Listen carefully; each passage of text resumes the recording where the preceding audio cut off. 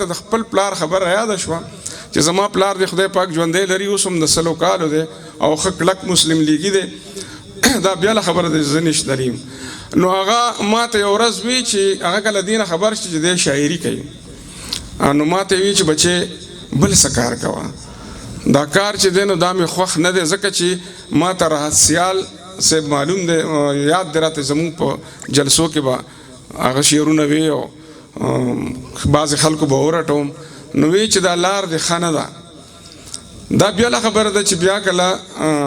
وخت تېرېدو سره سره ورور هغه ته پته ولګېده چې نه دا شاعري داسې هم کېدی شي چې د کام نمایندګي وي پکې لا، او چې حق سره ودرېدل پکې لا هم وي. او دا هم هغه ولیدل چې لکه د دې شعر او د ادب په وجه باندې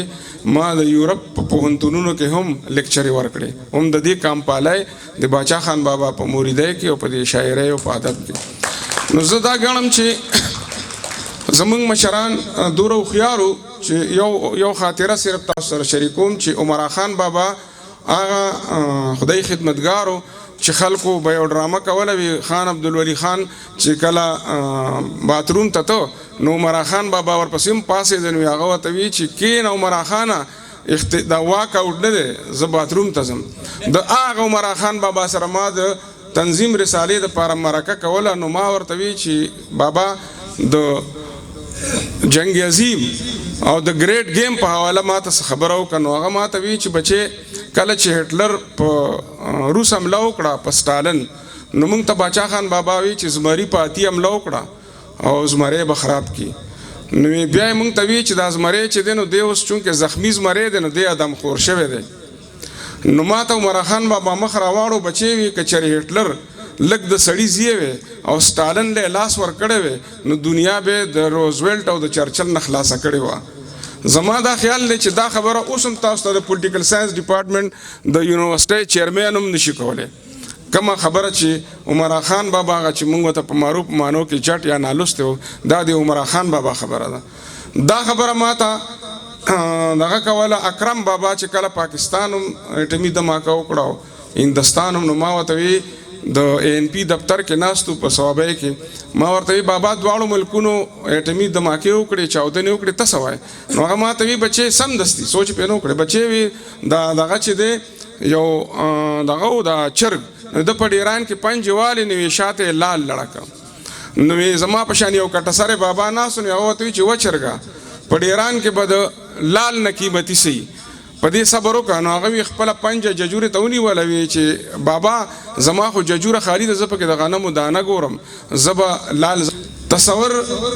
باندې خبرې وشوې او تصور زمونږ د ډېر وخت دا زمونږ تقریبا د 15 کالو یارانه ده تصور هم هغه وخت کې چې لا ځوانو بلکې تنکې هلکو هغه وخت نه زه پیژنم او چې د غني خان په رنګ کې به د شعر ویلو کوشش کوو. اوس دا بیا خبره ده چې د صوابۍ د مانیرۍ چې کوم څلور نماینده شاعران دي هغې کې هر یو خپل خپل رنګ دی او هغه هر یو چې دی نو د بل نه اثر نه دی اخیستی. که څه لږ ډېر هغه د فکر په حواله هم آهنګي وي خو د اسلوب په حواله چې د څلور واړه د یو بل نه بدل دي. په صوابۍ په مانیرۍ کې زما داسې یاران دي چې یو یار مې پکې داسې دی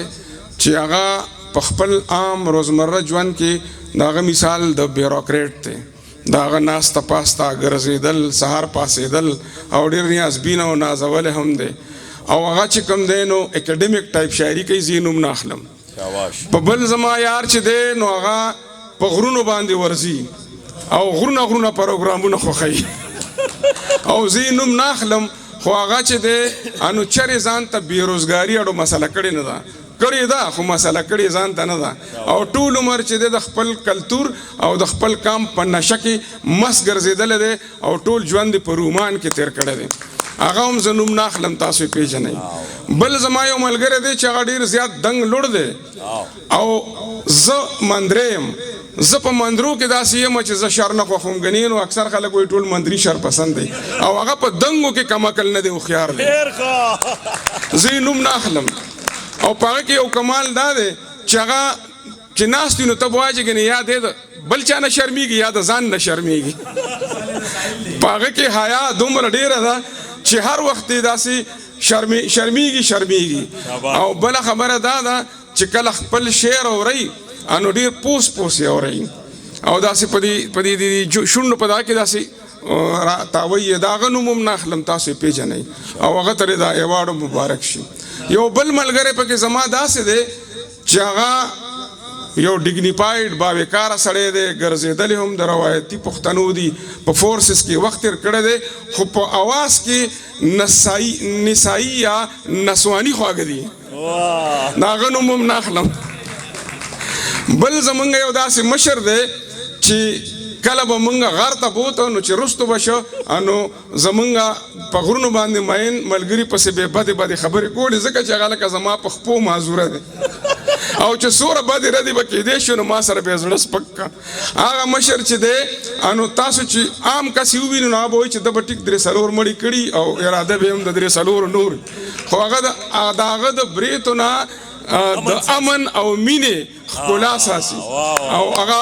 په ما باندې هم ډېر مین دی. دا زما خوش نصیبي ده چې زه د دغه ټولو اشنا یم او دا زما بد نصیبي ده چې د دوی اشنا یم، نو زما نه هم هغه ماده پرستي پاتې شوې ده.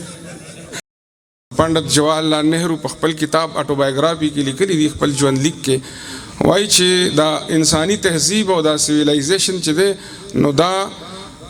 تلونکي راتلونکي سیاستدانان نه بوځي مخکې،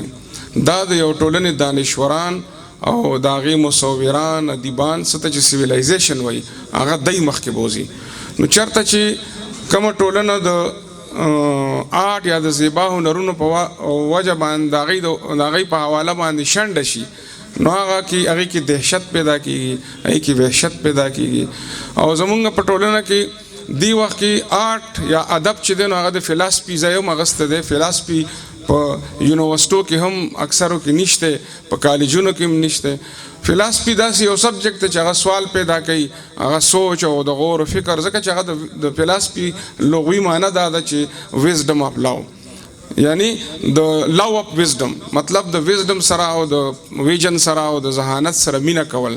نو هغه هم په شا شوي دي په دې کې چې دې ټولنو هغه که هر یو ادبي ټولنه د دې مثال داسې دی هغه څه ته چې اورکې وایي او اورکې چې دی نو دا چې کله یو تیارې ته وردن نشي نو که د پکې لږ کم از کم دوره وسي چې دی پکې خپله رڼا خوروي. څنګه چې د پتنګ او د اورکي منځ کې یو مکالمه ده علامه اقبال رحمت الله علیه په خپل نظم کې کړې ده، نو هغې کې هغه دغه چې دی دا پتنګ دی جگنو ته وایي چې کس آتش بے سوس پہ مغرور ہے جگنو، پروانے کی منزل سے بہت دور ہے جگنو. الله نو دا دغه ورته وایي دا جگنو ورته وایي چې الله کا سو شکر کے پروانه نہیں میں درویز اگر آتش بیگانه نہیں میں، که هر څنګه رڼا ده نو په خپله وایي جگنو ورته وایي. نو مطلب دا چې دا رڼا خورول، دا مشالونه بلول چې دی دا ډېر لوی کار دی او د نړیوالې ټولنې ته زه بیا مبارکي وایم. د مشال په شاعرۍ خبرې وشوې، زه خو چونکې د دې کتاب برخه یم، په دې کتاب په سریزه نګارو کې زه هم شامل یم، نو کله چې د کتاب مخکته نه وي نو په د عدالت په دې هغه کې چې دی مخې ته هغه چې ورته کټیره وایي په دې کې چې دی دغه لیکونکي سریزه لیکونکي هم د دې شاعر سره ولاړ، نو زه هم هغه سره ولاړ یم. خو دا ده چې زه دا مشال د هغه وخت نه پیژنم چې دی په خپله غزلو نو دا بیا خبره ده چې د دې غزل په مطلب باندې صرف تصور مانیروال پوهېده، زه پرې نه پوهېدم. نو دا زمونږ لاسو کې لوی شي، زمونږ مخې ته لوی شي. د شاعري چې ما کته نو ما دا سوچ کو چې د دې سړي ژوند ته اپروچ چې کوم دی هغه روماني دی چې طبقاتي نظام ته ګوري نو هم په روماني سترګه ورته ګوري، دی که کام پالای ته ګوري نو هم په روماني سترګه ګوري. کنې تاسو دا کتاب راوچت کوي په دې کې به تاسو ته د جانان او د سترګو ټکي ډېر زیات په لاس راشي.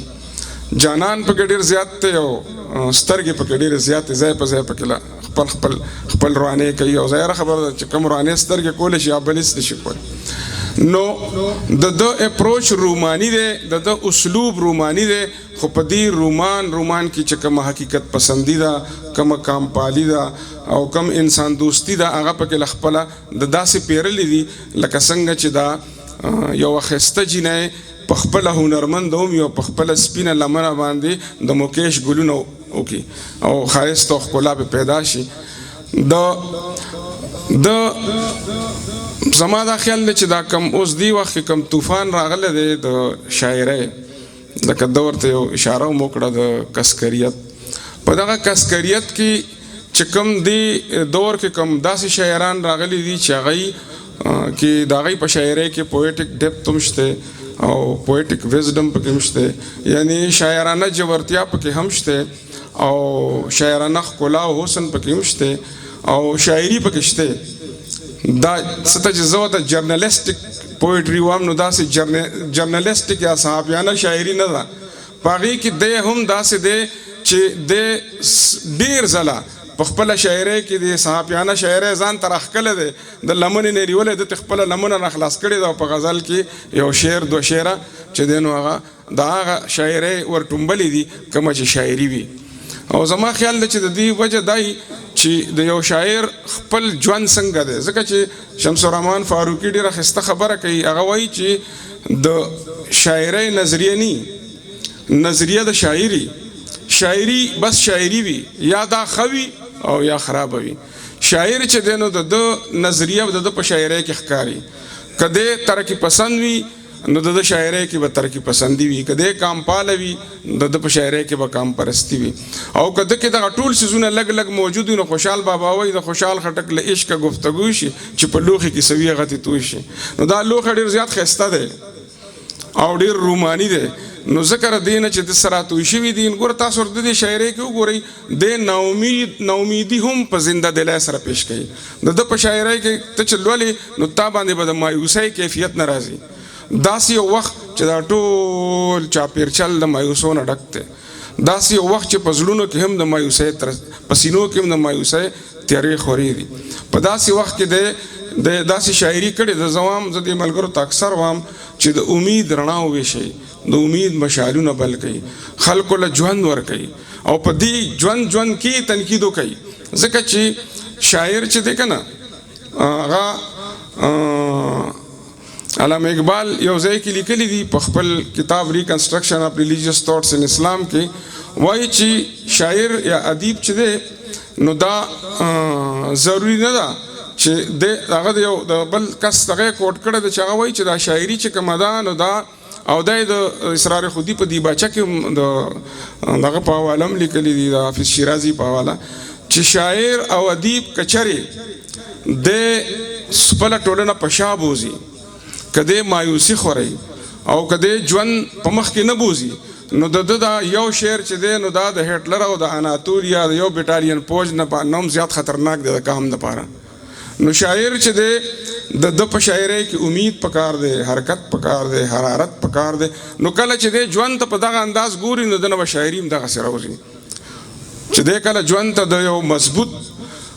چې څه ته قرآن وایي وتواصوا بالحق وتواصوا بالصبر، یعنی دی په حق ولاړي خو په صبر سره په استقامت سره چې دی هغه هر قسمه تکلیف برداشت کوي نو د ده نه به شاعري هم بیا په دغه انداز کې راوځي. او د ده په شاعرۍ کې امید هم شته، د ده په شاعرۍ کې شوخي هم شته، د ده په شاعرۍ کې رومان هم شته او د ده په شاعرۍ کې کامپالي هم شته. نو زه ورته په دې کتاب باندې مبارکي وایم. او د مشرانو خبره وشوه نو واقعي خپلو مشران زمونږ چې کوم قامي مشرانو، زمونږ چې کوم روایتي مشرانو، هغه ډېر لوی خلک وو. هغوی موږ له په هغه د وحشت په دور کې هم موږ له یو نظام راکړی و د پښتونولۍ. 15,000 کاله مخکې زموږ نه د بلخ او بخارا نه چاپېره چې څوره هیوادونه هغوی سره د ژوند یو نظام نو او هغوی موږ له د پښتونولۍ په شکل کې باقاعده یو نظام راکړو. پای کې جرګه مرکه هم وه، پای کې ادارې هم وې، پای کې قدرونه هم وو. بهرحال د